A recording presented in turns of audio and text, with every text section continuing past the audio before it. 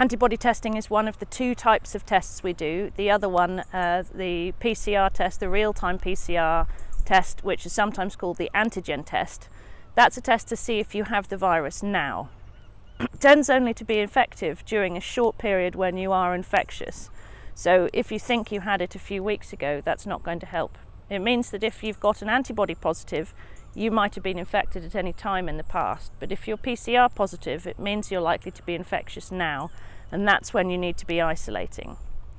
The problem is that although this is useful if you think you've got it, so if you've got symptoms, and you should be isolating if you have symptoms until such time as you get a negative test. If you're contact traced, then you're likely to need a test to make sure that you haven't got it unknowingly.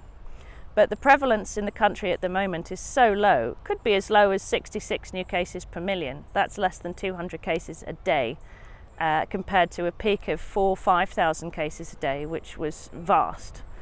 The testing sensitivity and the specificity, that's how many false positives and how many true positives we get, come into play. So if you're talking about something which is 99% sensitive, the likelihood is that you will get one false result for every 99 true results.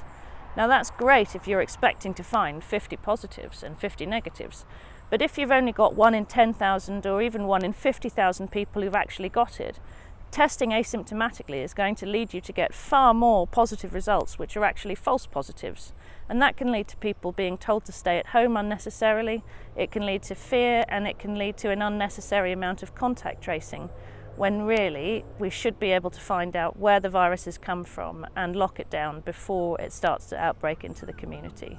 And that's why the Technical Advisory Group is not advocating or full-time PCR testing for people who are not symptomatic, unless there's a good cause like a recent incident or outbreak.